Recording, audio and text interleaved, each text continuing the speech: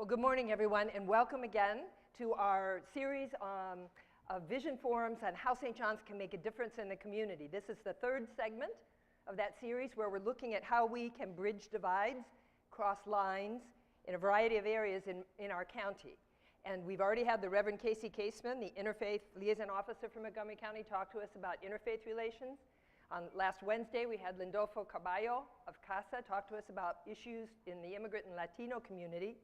And today we're going to be talking about an issue that, frankly, when I started to research it, I was really shocked to discover that I knew so little about, and that is food insecurity in Montgomery County. In our county, where the median income hovers between $90,000 and $100,000, where we have resources and we have hearts and hands willing to help, 80,000 people every day, 12% of households are food insecure, and that means they don't know where their next meal is coming from. How can this be in our county? What are we doing about it? What needs to be done? What can we do? And we're very lucky in that respect to have with us today two people who know a lot about this issue. And Roger Berliner is the County Council member of the Montgomery Council for our area, for Bethesda and Chevy Chase.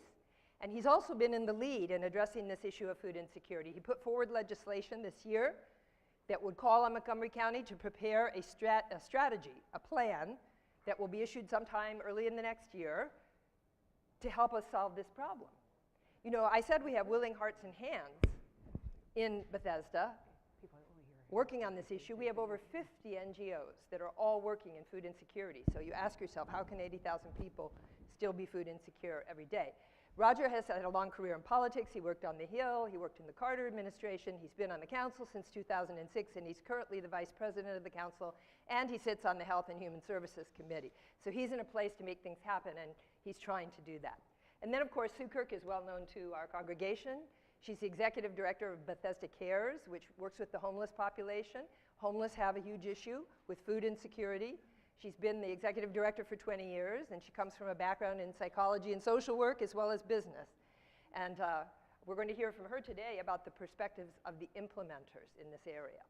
So with that, I'm going to stop. We're going to go directly into a mediated conversation and move quickly to your questions because I know you'll have many.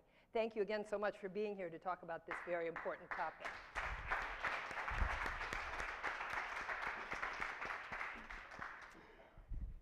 So, good morning. Good morning. And welcome. Thank you very much for coming to St. John's. Thank you for the invitation. Roger, I'd like to ask you, please, as someone who has said that this problem of food insecurity in Montgomery County is unacceptable, can you describe the parameters of the problem as you see it, what is being done, and what you think needs to be done further in order to address it? Let me see, I think this... Green. Colorblind. There we go. Now, good morning to you. That works. So let me thank you for your work. Thank you for understanding that zip codes cannot predetermine our life. We are among the blessed ones, and so it is upon us to do everything we can to make sure that those that don't have the blessings we've been given have every opportunity. And so, particularly at this moment in time in our nation, we really do need people of good faith to step forward and bring the healing power that you have and the ability to help everybody in our community have the opportunities that each of us deserve. So when I discovered that 78,000 people in our county really don't know where their next meal might come from, it was appalling. And so I said, how can this be? Well, it can be in part because you have 2/3 of your seniors who are not taking advantage of their food stamp opportunity, the SNAP program. We have in our county 1/3 of our children in our school system who are on free and reduced meals. That's a larger total number than all of the kids in the District of Columbia's school system. So we have serious pockets of poverty throughout our county that, again, For those of us who have lived in Bethesda and Potomac and have lived such a blessed life, we are basically shielded from it for the most part. We don't know it exists. It exists in the shadows. And so we say to ourselves, well, what can we do about this? What isn't happening? And in part it is that we have so many good people of good intention working in silos. That is true of government. It is true in the nonprofit sector. We each do what we want to do and know how to do and feel strongly about doing, but we don't come together and say, what are we all doing together? Do we actually step back and know what is the biggest barrier? How do we go about doing this? And this had been undertaken from the nonprofit community for so long. Our county government actually did not have a stated policy on hunger. And I said to myself, I'm sorry. It's wonderful that we have great nonprofits doing this work. But our county government has to say to itself, this is not okay, that we need to reduce hunger, we need to attack it, we need to understand where it exists. So I asked our Office of Management and Budget to do an analysis of where's all the programs? Oh, and they gave a whole list of programs. A little here, a little here, a little here, a little here, a little here. I sat down with our nonprofit community, and I said, where are you doing your work? And they said, well, we're doing it here, we're doing it here, we're doing it here. But no one had mapped our county as a whole and said, here's the pockets of poverty where we really need to address it. Here's where the seniors live that don't have access to food. Here's where the transportation is the critical barrier. And now we had our nonprofits and our county government, and all of us have our experience of county government. I would say to you, one of the great pieces of county government is a little organization called County Stat. And these are the people that dig deep into data and then can figure out exactly where are these pockets that aren't being served. And so we brought them together and now doing a better job on that. And then we started addressing school kids that would go home on the weekends without food. Imagine the third of your population's on free and reduced meals. They get their meals at school. And then on the weekends, they're hungry. And then they don't do as well in school. That combination, not okay. So we expanded that program, and then we expanded the program for our seniors as well. Bottom line is that we asked for a plan. Give us a plan. Bring everybody together. Have conversation. Map it out. Tell us where it is, what are the barriers, and we will get that plan in the second week in January. That was a long answer. I apologize. Thank you. And, sorry. And your plan, I understand, wants to try to reduce food insecurity by 10% at least per year for 5 years. Is that the goal? We put that in, and then at the urging of even our food folks, who said, let us come up with a number. It was in mind. And they said, please, don't commit us in this moment. Let us see what we can do. And what we agreed upon is that they will have metrics in the plan. That's the key thing. I know for you is having metrics. Come on, hold us accountable. If you don't have a metric, how do you know when you've gotten there? So, okay, thank you. Thank you so much. Sue, from the perspective of the implementers, we mentioned there's 50 NGOs working in the area of hunger. Right. And you and Bethesda Cares have worked with a specific population. Can you tell us how you see the problem, how you see the parameters of the problem, and what are the critical blockages to getting the resources we have available to the people who need them? Okay, thank you. Thank you all for having me here today. I come from the perspective of homelessness and hunger, so I'm not one of the hunger people, but sort of the peripheral because we feed. I'm going to ask you to think back to grade school. What were the 3 basic human needs? Do you remember that one? What again? Food, shelter, clothing, sometimes food, shelter, water. If you live on the street, food, shelter, water. There's a whole subbase that is denied the basic human needs here in the county.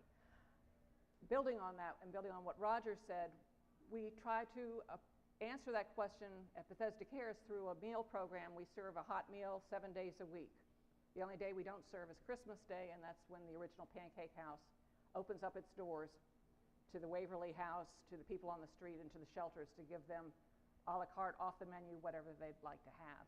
And you have 4 faith communities working with, 4 churches working with you on that? Correct. We are blessed because this is a resource rich. We're named for where we work, not who we serve necessarily, but we are supported and have been from the very beginning. St. John's was one of the founders, and we had our clothing closet here for a number of years.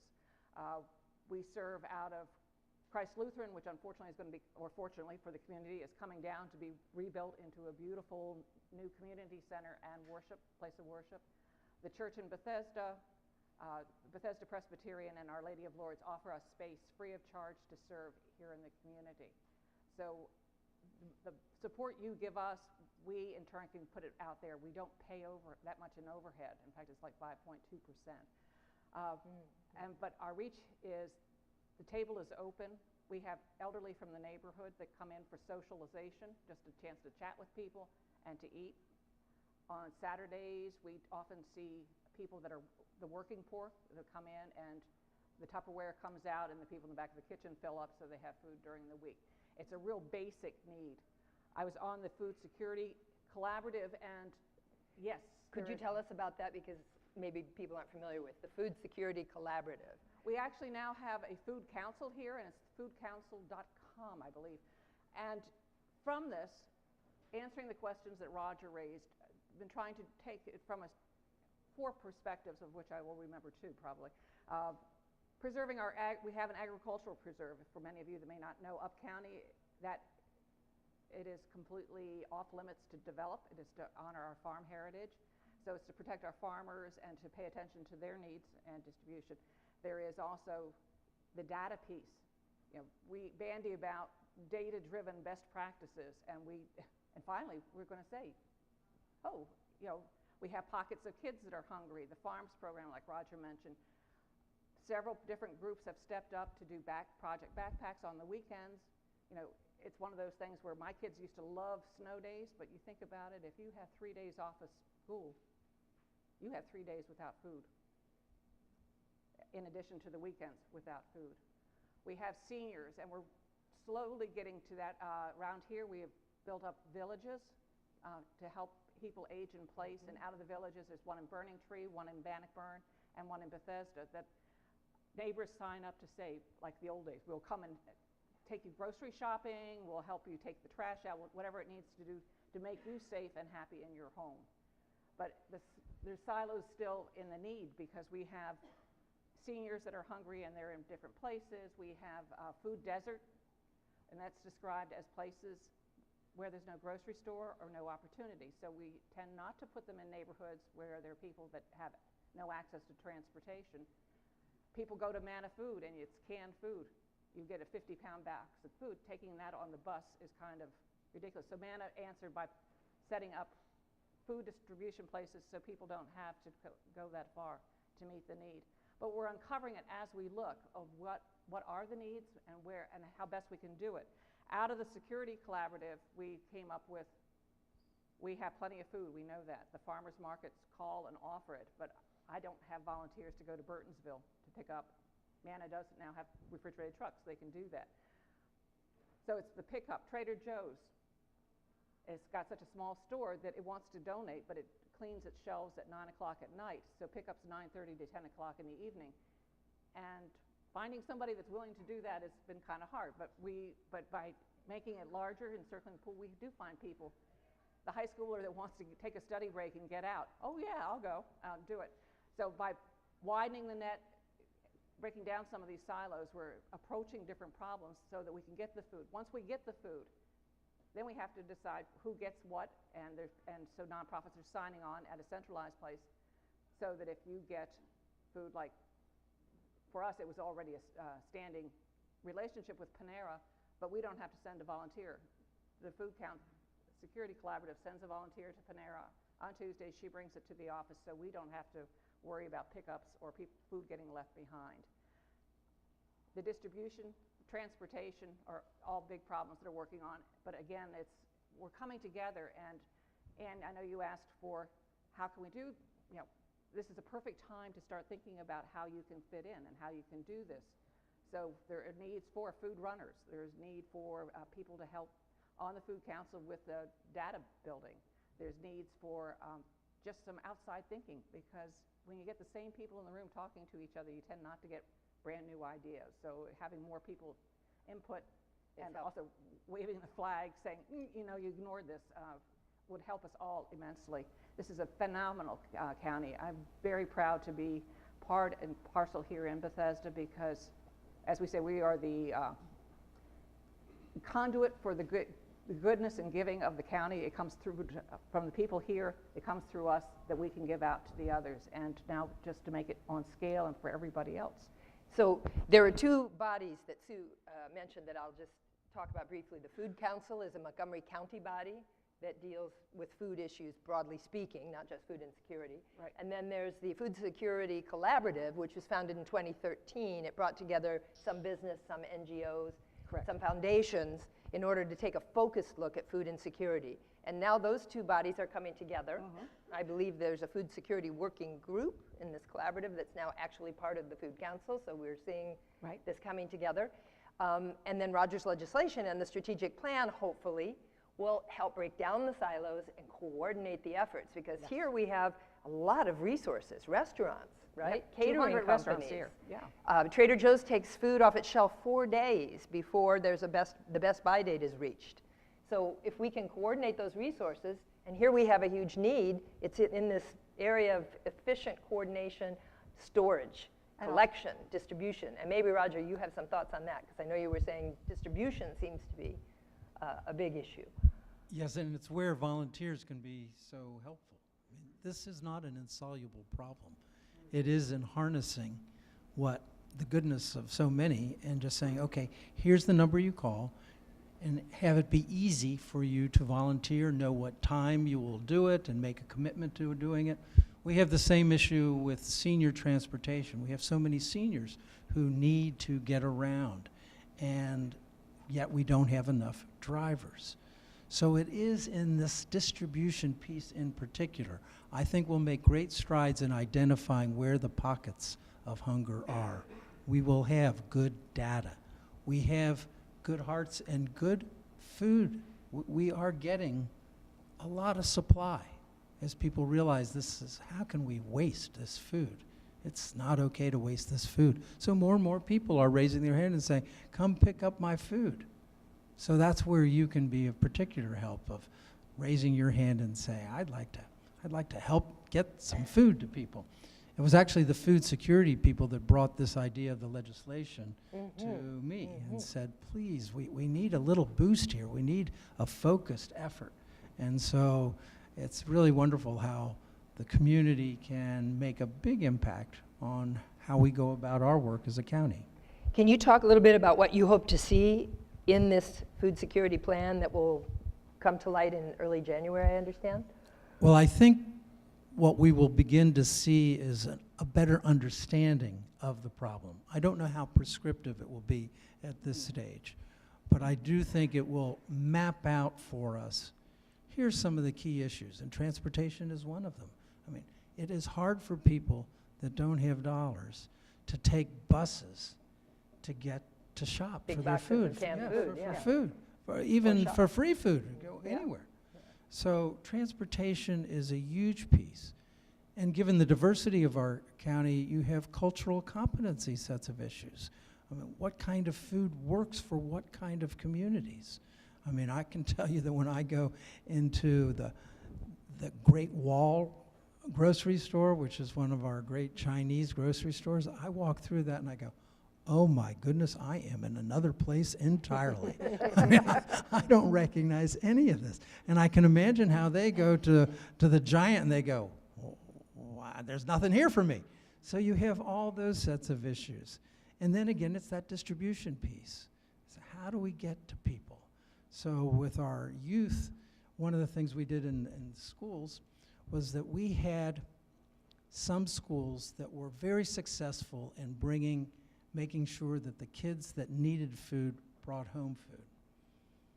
But we had other schools that had 400 kids that were eligible for free and reduced meals, where only 4 kids were given weekend snack packs. We said, what is going on here? So we brought in the school system with all the nonprofits, and we said, look at this variability. And bless their heart, the school system raised their hand and said, this will stop. We will make sure that there is someone in each of our schools that takes this on, so that the kids that are eligible, and if you deliver the food, we will make sure those kids go home with the food they need. So a lot of it, again, is about making these connections, about bringing us together with a common understanding of the problem and a shared vision of how to go about doing it. Great. There's just one other issue I want to mention, and then we'll go straight to questions. And that is, there is a health issue here too, correct? Because with a lot of canned food and preserved food, there are some issues. There's issues with obesity. There's issues with nutritional deficiencies. And we have a lot of fresh food available in our county. But there are special issues with trying to get fresh food to people. Maybe you want to talk just briefly about that, Sue, and then we'll turn to questions. Definitely do, because that, to me, is one of the, besides the distribution, is the fact that we're dealing with perishable food. It has a shelf life of, my favorite is, we used to get food from Spiral Path Farms. But this was after the farmer's market, so the tomatoes in August were sitting out, high season. Here's 6 huge plates of tomatoes, but they've been outside 90-degree heat for 4 hours. By the time we got them, we had to use them or lose them in one day. So we started making tomato sauce. Had some volunteers doing that, just because. And this thing with the distribution, if we don't get it, we're still going to waste the food. So we still have to think through something that's pivots on time sensitive. Another thing that, being urban, never occurred to me, there are a couple of nonprofits that take the food that's no longer any good, the dried out bread, the whatever, and they grind it up and give it to the farmers to feed their animals. So it's really... It's a whole system. There's a whole ecosystem. Right. We don't need to waste any food, which is sort of a, wow. Yeah, that's even... Yeah, which is a great response. And we help the farmers. So it's a win-win all the way around. Okay. Well, thank you very much. And now let's turn to questions. Langdon, you have the mic, right? So.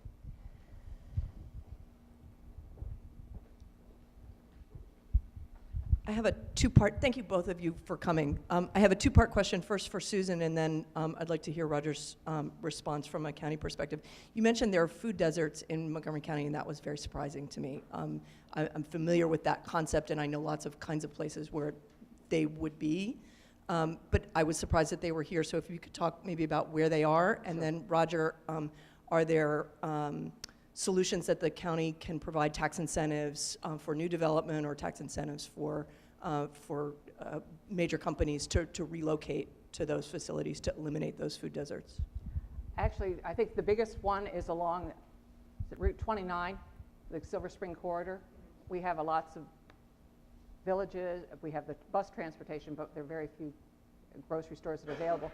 Up in the tech corridor, way up near Briggs Cheney, there's a small little food closet that works there, and knew nothing about it until I started working with it. And so the community's trying to address this, but that, Langley Park, and then we have the other issue, and that's a District 1 where New Hampshire Avenue cuts through, so you have Montgomery County on one side of the road, and if you cross over, then you're in Prince George's, and we have a lot of the trade-offs. So that's sort of a side issue, tangential issue, but it does affect services that are offered. Poolsville has one grocery store now. It had none for years, and so the people in the neighboring community, if they didn't have access to transportation, and that's primarily the seniors, it's hard to serve. Anna alluded to the fact, and I think St. John's is one of the members of the Bethesda the Help Fish Network. These are volunteer food drivers that bring food to people, primarily elderly. You're home from the hospital for the hip replacement, you can't go to the grocery store, there's no family. They will drive over 3 days worth of food, but the next few days. But slowly we're answering these questions. It's just that there are still the pockets around here. And is this Food Security Collaborative helping to bring together a more unified view of what the problems are and what solutions might be, so people aren't squandering or duplicating effort. That's the intent. Unfortunately, when you start uncovering problems, you uncover more problems. So it's, I thought we solved that. No, we didn't. We have to go deeper, dig deeper. Okay, Roger, sorry. So one of the things I'm looking forward to is seeing the data.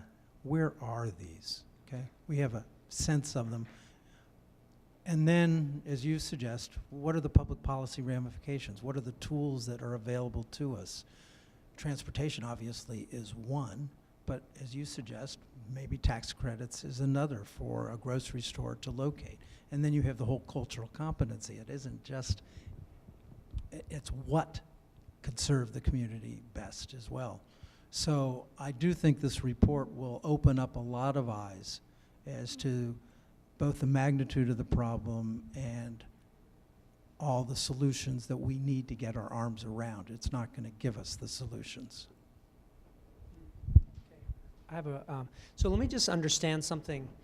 Are you saying that one of the needs is for, I heard distribution, so I'll get to that in a second, but one of the needs is for a large space that has like fridges and all this kind of stuff that can like that restaurants can offload to. So you can have like a big warehouse, say like a space like this that is just equipped to take food, and then some coordinated distribution from a central space to where the need is. Both of those are needed. Is that what I'm hearing? I think we're pretty good on the first piece. On the first one, and what is that? Because we have Manna that has a very large Gotcha. distribution. We have the Capital Area Food Bank, which has a huge facility that also serves Montgomery Gotcha. County. Okay. So at least, and Sue may have a better sense. But that was my dream, to have something that's centralized, because there are a lot of small restaurants and things. We don't make it easy for people to donate, and how do we make it easier? Yes. And having a place like a lot of the food kitchens say, I have to turn the food around quickly because we don't have refrigeration. So we pick it up, we have to give it out that day, and then that's it for the week. Well, Montgomery County is huge, so is there a need for pockets? Like, we know there's food insecurity in Bethesda. Yeah. So is there a need for things that are closer by to do that? Or where is Manna, I guess I'm asking? It's Gaithersburg, it's on Okay. Gaither Road, All it's right. off of Shady Grove Okay. Road. That's the big warehouse, but they do have off-site distribution in Silver Spring, in Langley Park, and I think up county. I look at places like Clarksburg that was built full-grown and wonderful up in the middle of a farm, or just empty acreage. Cab services don't run there, bus services down there, so only people that you think that move there would have to have cars, to have car accessibility. And what happens if your car breaks down or you don't have access? The more those that have wherewithal can always call Peapod or the Giant, because they're addressing it on one level, but down on the other level, we need to think of ways that we can make it a little easier.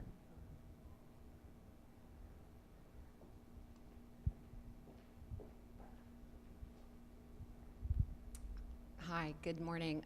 Good morning. We had talked about the conversation had talked about the Supplemental Nutrition Assistance Program, or also known as food stamps, and also the school lunch and breakfast program as being our strongest defense against people going hungry, kids going hungry. What are the political implications with the new administration coming on board? Ouch. Do we see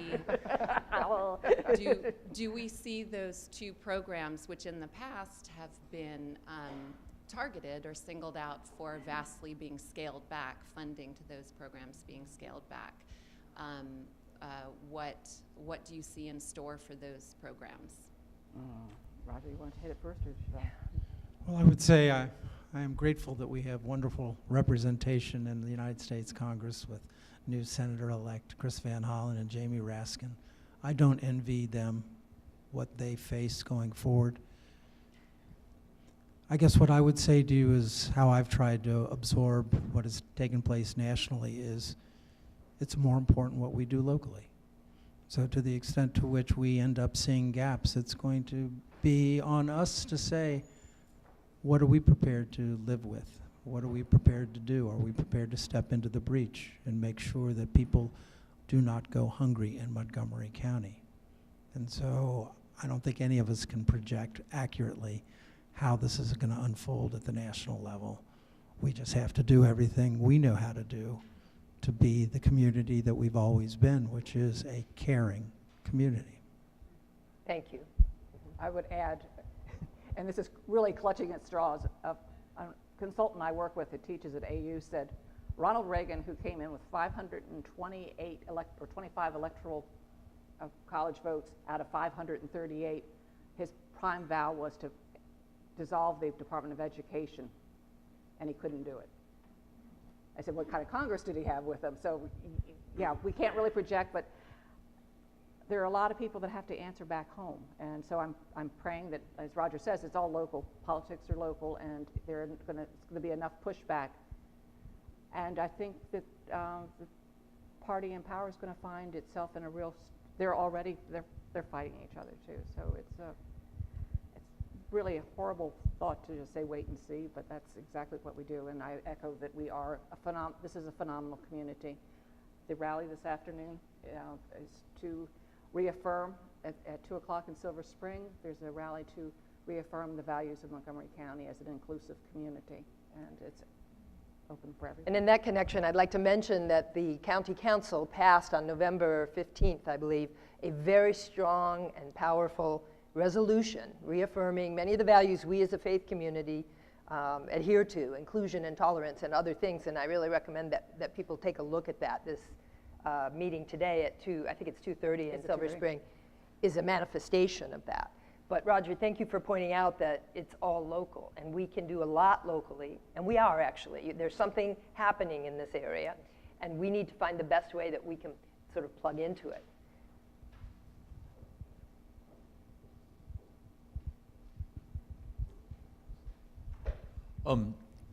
So this is probably a hard question to answer, and it's addressed mainly to Roger, I think.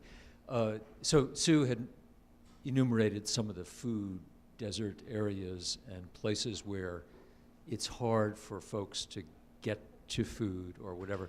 So is there anything that the county planning and development approval process can do to prevent future developments like, let's say, a Clarksburg, which you said was kind of an isolated island?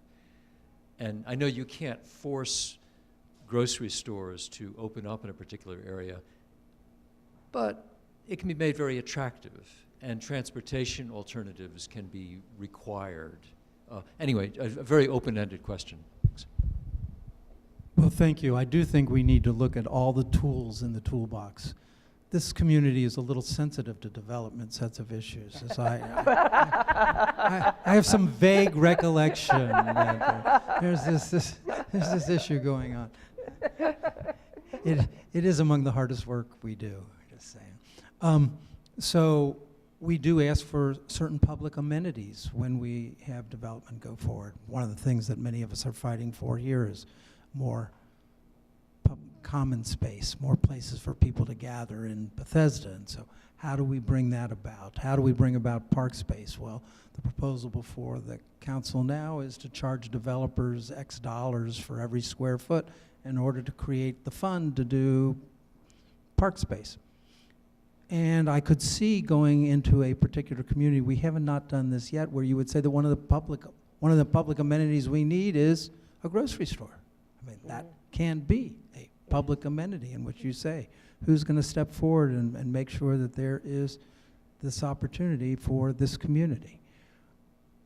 Regrettably, most of the serious development, although we do have a proposal in White Oak, which we're East County, there is this great divide in our county, right, between the western side and the eastern side. It's not unusual in communities. I grew up in Cincinnati. The east side was different than the west side. My sister lived in Cleveland. The east side was different than the west side. It's true here, only it's the west side and the east side. And so we have to pay particular attention to the needs on the east side of the county, and we hope to be doing that in our community of creating a place right next to FDA where the community can finally grow, because we have a great economic opportunity here. One of our assets is our NIH, FDA, et cetera. And so we want to build on that in our hospitals and create jobs there for people in that part of our community.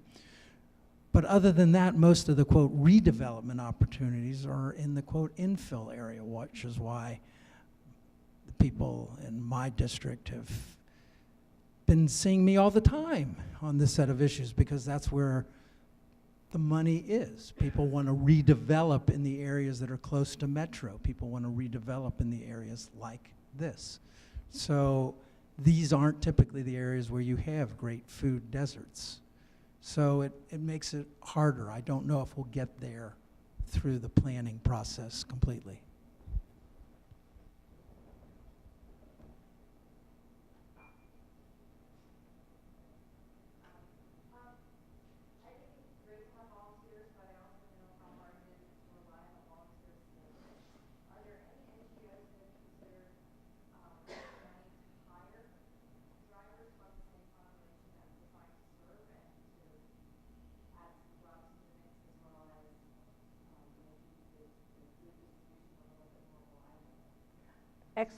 Excellent point. We, in forming the Food Security Collaborative, we brought in Compass, we, meaning Andy Burness of Burness Communication, brought in Compass Consulting Group to sit there and ask questions like, and putting it up to the face, the way we've always done business. We ask people to go to the food. Why don't we bring the food to the people, like have food buses or food trucks? Why not have, and there was a lot of wonderful creative thinking that bubbled up out of that, and that was one of them, that why don't we employ the people in the community, they know the community, to either do a food bus or help with the food distribution, something along that line. It's in the hopper, but I don't know where it is at this point. Is the Food Security Collaborative still doing that kind of creative brainstorming to inform the official process that's going on? I sent it to you. This is the annual report from a year ago of all the issues that came out. I sent the PDF to Anne so that she can send it out to you all if you're interested. Are there any faith communities working with the Food Security Collaborative? I can't answer that. I don't think so. Let me think. Okay, well, that may be an opportunity, but anyway, Penny or Becky, did I see your hand up back there? Oh, okay. So I have a quick question about, I guess, just general public awareness of this issue. My background's in public relations and communications, and you've both mentioned certain businesses, restaurants that have been involved, such as Panera and Trader Joe's. I had no idea that Trader Joe's, for example, took food off the shelf 4 days before the shelf life. I thought that was wonderful. But in terms of just your communications throughout the county, would you say that there's a general sense of awareness? Is there more that can be done? How are people, the more privileged among us, being made aware of these tough challenges that we all face? Well, it was one of the reasons why I thought having a strategic plan would give us that opportunity, so that in January, people don't understand it, right? I mean, No. We go about our lives. The people that experience it understand. Exactly. Yeah. The people that experience understand it, and the rest of us, it's really so peripheral to our day-to-day life that unless you're in public policy, you're really not going to be aware of it. So that's why I thought having this plan in part was something we needed to do as county government to increase awareness and then to make it, again, a public policy objective to reduce it. And so this plan will be updated every year. I mean, it's going to be an ongoing effort, but hopefully when it hits in the middle of January, people A volunteer opportunity exists. Sue will take your card.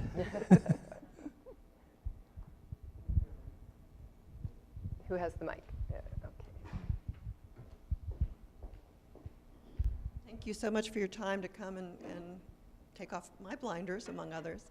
I just, getting dressed this morning to come here, I was listening to CBS Sunday Morning, and they have, it was a food program for the food issue, and they're talking about the explosion of grocery stores that are now delivering, an explosion of companies like Blue Apron, and I'm connecting that dot to your saying that we have a problem with distribution, and we have a problem with what I would call the data. The 50 NGOs are separating, and they don't talk cross platforms.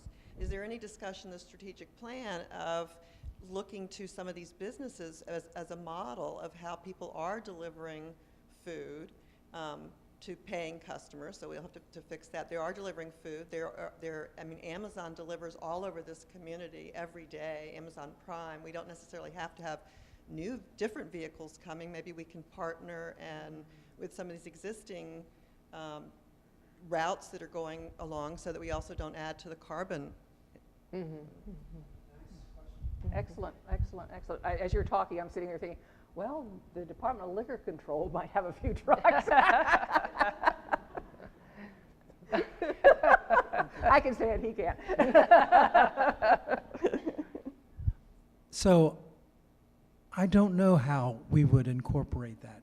It's clear that there is a, quote, market for it for those who have resources. I don't know how to translate that for people that don't have resources unless they, as a charitable enterprise, say to themselves, when we have our Peabody trucks, we will do 10% of our deliveries will be to people that blank. And so it is worthy of a conversation with these enterprises to see what they might be willing to undertake. Thank you. Great suggestion. And there's Jessica. Yeah. Or Nicole, sorry.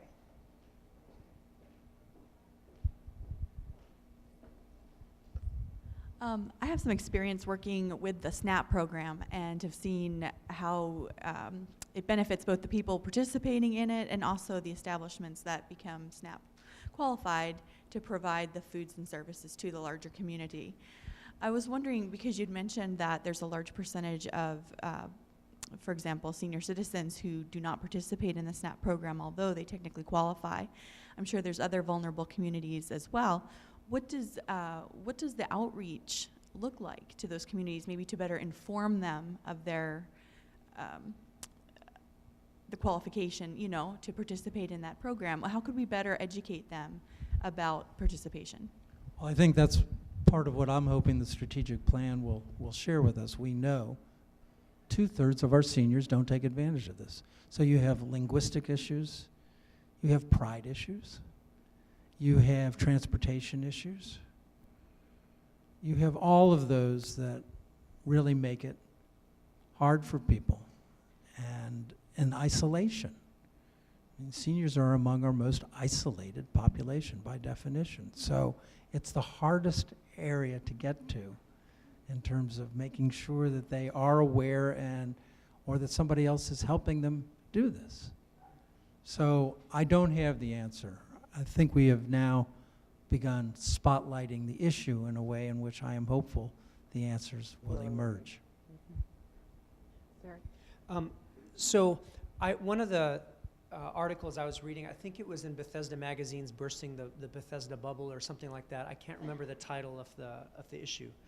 But it was talking about how we're not just talking Latinos, you know, who are an immigrant population. Right. I mean, there are in Montgomery County, it crosses the span of ethnic diversity and all that. So one of the people that was contributing to you know, the article was saying how demeaning it is in many ways. Like, you need food and you're going to go, but there's a dignity piece, and some people don't want to show up to pick up food because it's so embarrassing.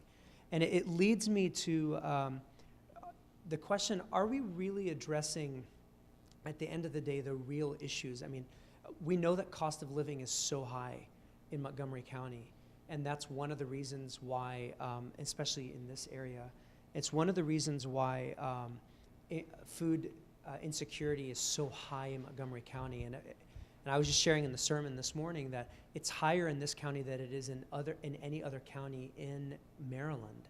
And that has to do with, I think, the cost of living here. So is there anything to be done to address kind of the bigger issues? The wages aren't high enough for people to sustain, you know, a life where they can really live in this area. And I don't know, I know there are issues related to education and equipping people with skills so that they can have jobs that really pay what's necessary to live here. So what are the deeper issues other than, not just helping people get food, but like helping people make a living that's enough to What's live in leading this to the area, problem right? of food insecurity. This is the basic definition of poverty, and we have to address all of them. It's like whack-a-mole. We're working on ending homelessness now. Quick, we got to work on the hunger issue. But exactly that. I wanted to go back and let Roger answer the bigger public policy, but just to hit on the dignity issue. That was one thing that we spent a lot of time talking about in the collaborative. How can we do things differently so it doesn't make you feel like a beggar, that you're lining up and you have to ask for food, that it's part of your right. My granddaughter's school, everybody's on free and reduced lunch. So it isn't just the kids holding the pink ticket, so everybody knows they're the poor kids, but everybody gets fed. And that way it's a normalization of a service, and everybody's allowed to maintain their dignity. And that's just, that's one way to do it. So this is a discrete piece that perhaps we can make progress on while we look at the underlying issue of poverty. And poverty is huge. So our council is going to be considering increasing the minimum wage from $11.50 to $15 an hour. That's going to be a significant conversation that we will have. We are committed to workforce development. We've now set up if you will, a private nonprofit to address that issue, taking it out of government because we didn't feel government was doing it as well as it must. And so we are committed to that. We know that early child care is important. It costs $88,000 a year. That's the self-sufficiency standard for people that live in Montgomery County. The self-sufficiency standard for a family of 4 with 2 working parents is $88,000 a year. So you can imagine how hard it is to find affordable housing. Okay? So many of us have worked hard on transportation, increasing transportation so people can get around from one place to the other to get their job, affordable housing, workforce development, increasing the minimum wage, addressing hunger, increasing multi-generational poverty programs. We have great nonprofits. A Wider Circle, Interfaith Works is doing fabulous work. Oh, and there's this one. If you haven't been, and I've been blessed to go to be with Sue on Thanksgiving and serve food on Thanksgiving at her. He's our maitre d'. At her wonderful community. It just lifts your heart to be with these people, to be in service to people that are homeless and need food. So we have great people doing really serious work, and we've got a whole program in the East County to figure out how do we attack generational poverty. Really, what are the keys? And a lot of it comes down to dignity. A lot of it comes down to getting a job. Okay, now if I'm going to get a job, what do I have to do? I have to have soft job skills. I have to know how to interview. I have to know how to dress. I have to know how to present myself. Then I have to have hard skills. Okay? And then I have to have mentors, people that are prepared to be with me and help me. And that social compact, that creating more social capital, really is so important. I'm going to be introducing legislation that we've euphemistically called the American Dream Act to have microloan programs for our entrepreneurs, particularly our immigrant community who really are so entrepreneurial, but they don't have access to traditional capital. So $1,000, $2,000 to get a truck to do this would be, oh my goodness, create an opportunity where none exists. So we're trying to do all of those things. Well, we've gone over our time, but I would like to thank both of you. And just to summarize very, very briefly, we've heard that there's an unacceptable problem in Montgomery County with food insecurity.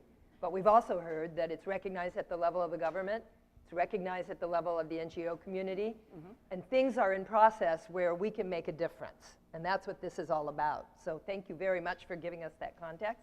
And we'll be in touch. Thank you. It's excellent. Thank you. Thank you so much. And I'm going to deputize you as outreach social workers. Up here on the table are little drop cards.